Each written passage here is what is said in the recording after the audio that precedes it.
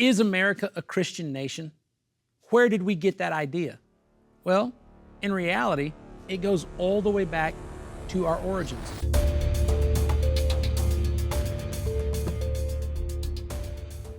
Our founding fathers, specifically Thomas Jefferson, he wrote about the laws of nature and nature's God.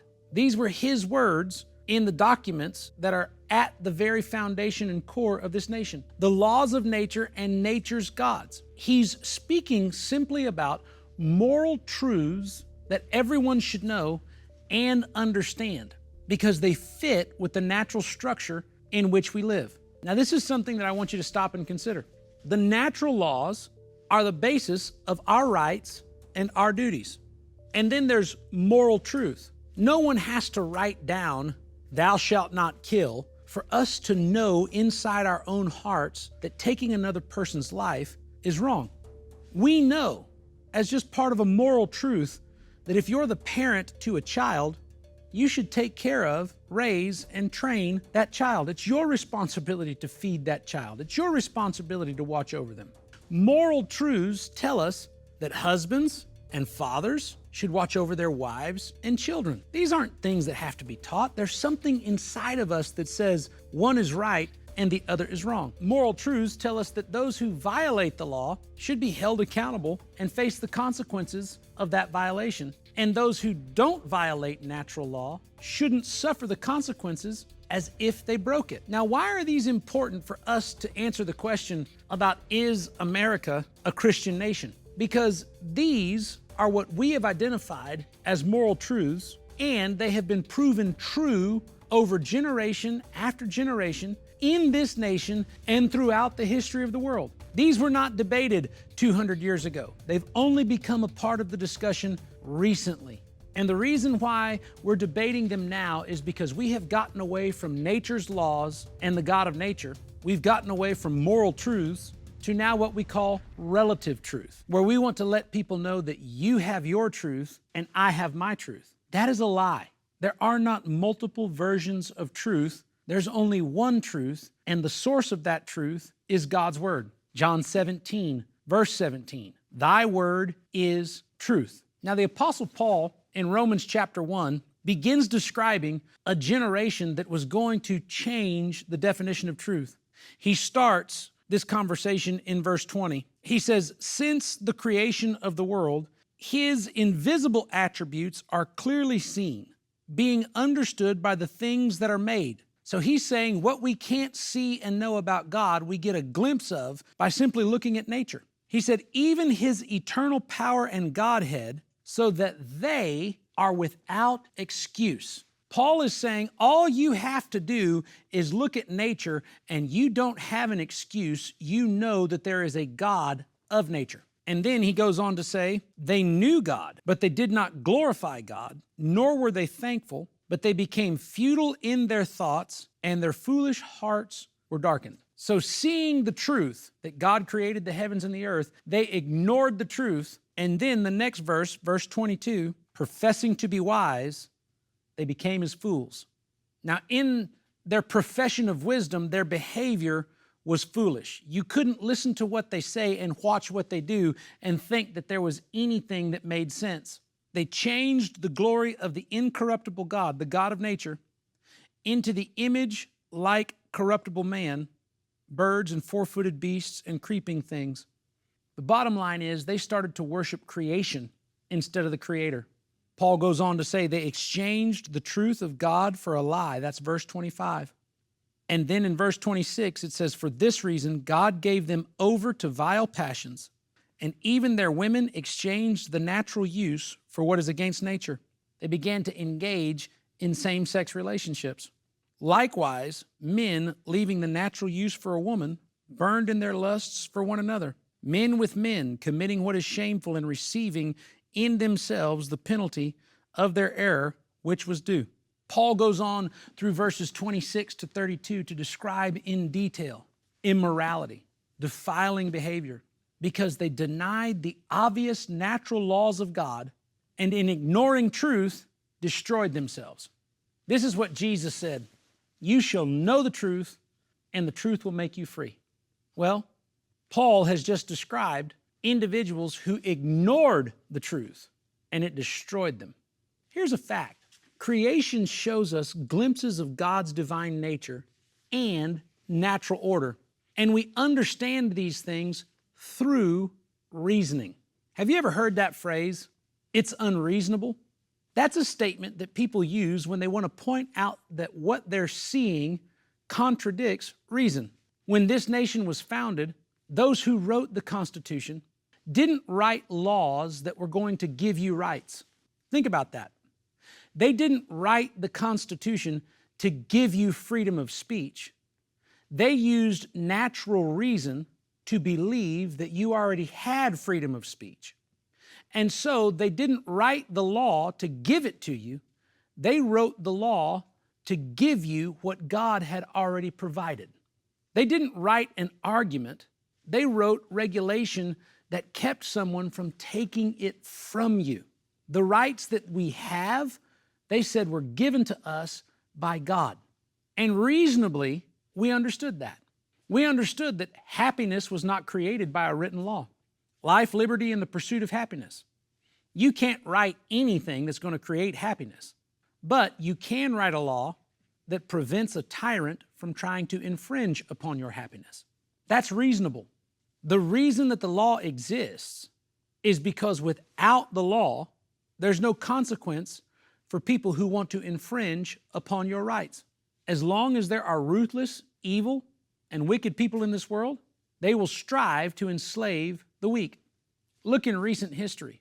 In my father's generation, when he was a child, Hitler had taken the world to war. When Hitler came to power in the 30s, do you know one of the first things that he wanted to do? Close every church that opposed him. If you've heard of the German pastor, Bonhoeffer, he was a voice of opposition against Hitler, and Hitler had him put into a concentration camp that cost him his life. Hitler wanted to get rid of churches that opposed him and then corrupt any church that would support him. Why? Because his message was not rooted in that all men were created equal. His message was that the strong were going to dominate the weak, that the master race, the Third Reich, was going to rule the world, and he went past that the strong would dominate the weak.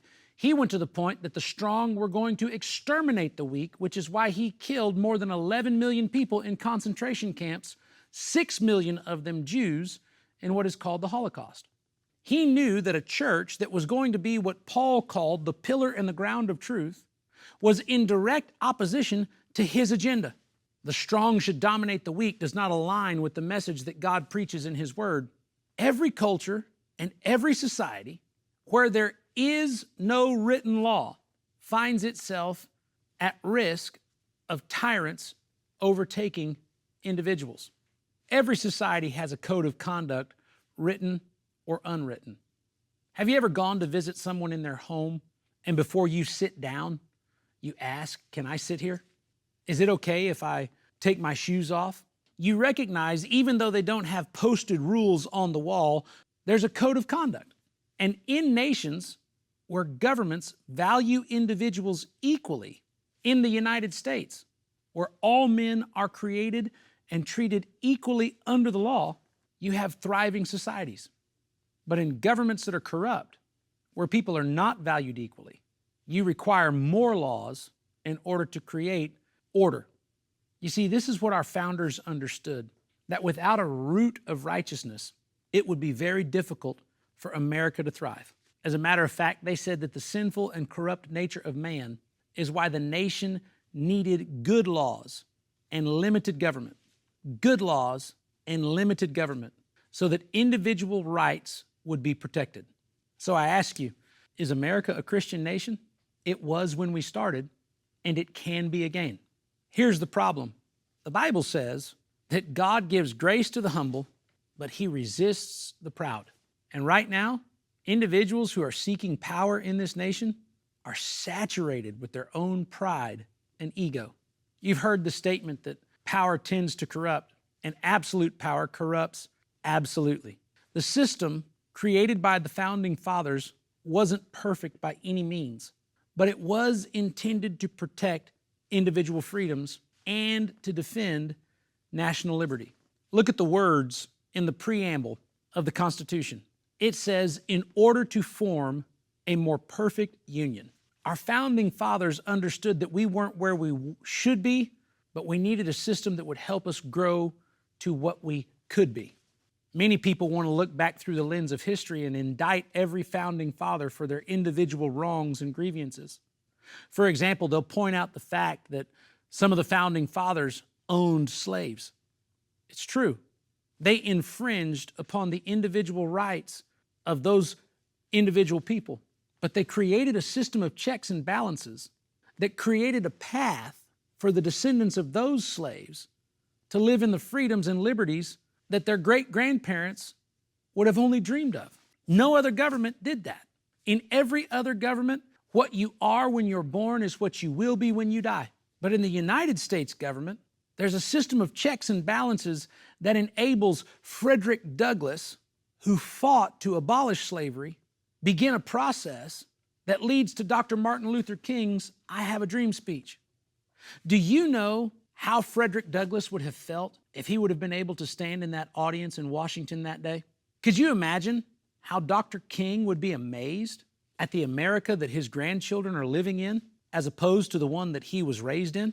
No, it's not perfect, but the system of government that was given to us 240 years ago gives us the opportunity to develop a more perfect union. This is basically called the balance and distribution of power. It's something that we studied in school when I took civics, and I'm not sure that they teach it like they should anymore. But very quickly, the balance of power are three branches: the executive, which is the president, the legislative, which is the Congress and the Senate, and the judicial branch, which at the top is the Supreme Court, and then is divided amongst the United States in district courts, all the way down to the civil, local, and federal government.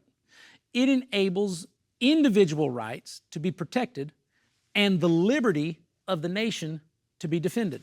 Your rights and my rights are protected and the nation is defended.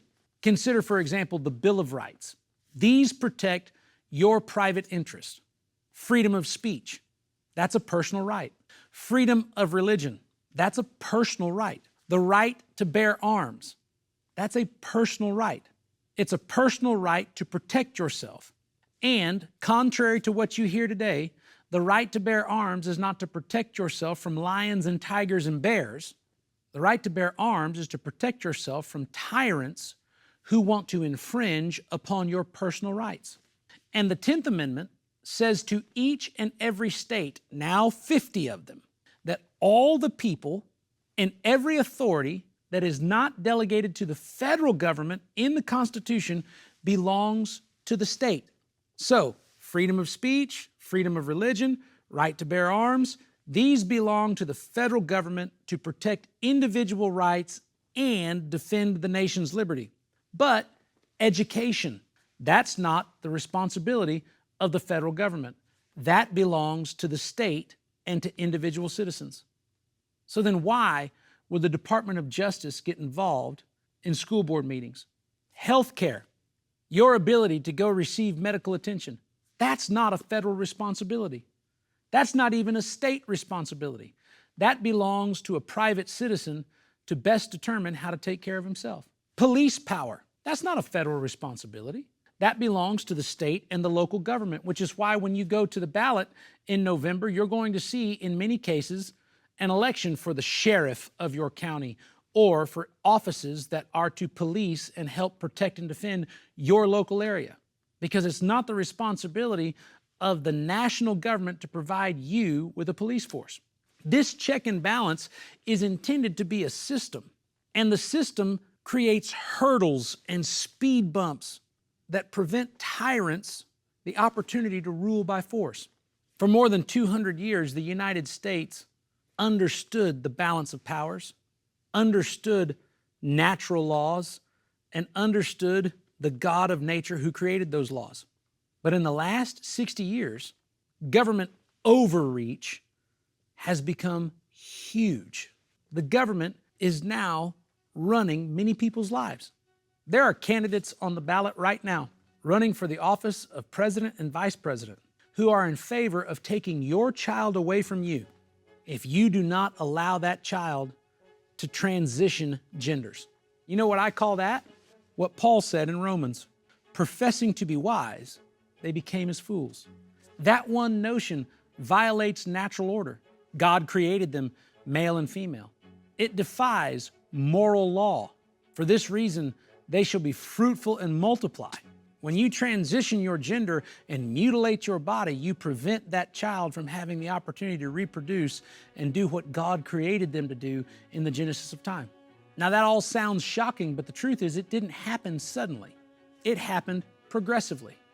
It was called liberalism and then progressivism, and now it's defined as woke ideology. Consider how this progressive agenda distorted the original intent of the Founding Fathers. What were the three rights that they wanted to protect and defend? Life, liberty, and pursuit of happiness? Well, in 1992, Justice Anthony Kennedy of the Supreme Court wrote a ruling that stated, at the heart of liberty is the right to define one's own concept of existence. That's not right. If what was written is written for the laws of nature and the laws of God, then you don't have authority to define your concept of existence. The Founding Fathers did not write that we are here to protect the mystery of life. He said we are here to protect life. Now, Kennedy's progressive interpretation denies and defies the direct language of the Constitution: life, liberty, and the pursuit of happiness. It doesn't say as defined by your individual interpretation. It says as defined as an inalienable right by our Creator. Life described by the Founding Fathers means not having it end before you get to breathe. That's what abortion does. Now consider what a difference your vote makes. Well, Justice Kennedy wrote that in 1992. And just a few election cycles later, on the federal and local levels, where many elections are decided just by a few votes, in 2022, there's a new Supreme Court, and it overturned the cases of Roe versus Wade, and it overturned Planned Parenthood versus Casey. Many times, people say, well, we overturned abortion. That's partially true. It's overturned at a federal level. It's not overturned at a state and local level.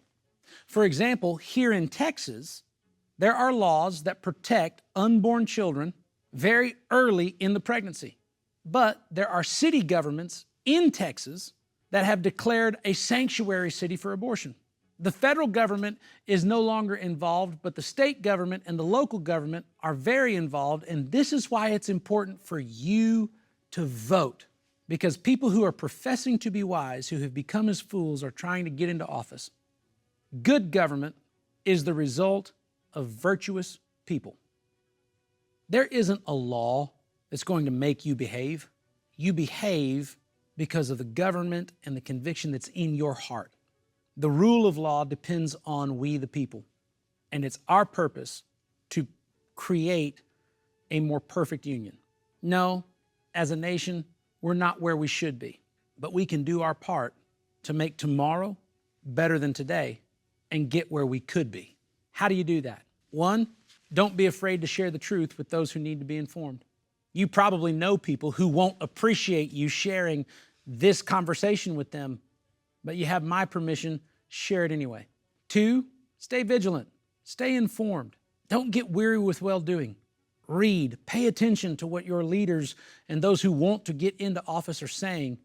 Pay attention to what they do and be willing to hold them accountable when they don't do what they've promised or they do what's contrary to the laws of nature and the laws of God. Three, pray for this nation, pray for our leaders, pray for churches to be houses of worship, getting back to the Bible, and pray for all those who are in authority as the Bible commands. Four, vote the Bible. Vote for individuals who will govern reasonably, not professing to be wise and proving themselves to be fools, but people who understand the responsibility that they have to protect individual rights and defend this nation's freedom.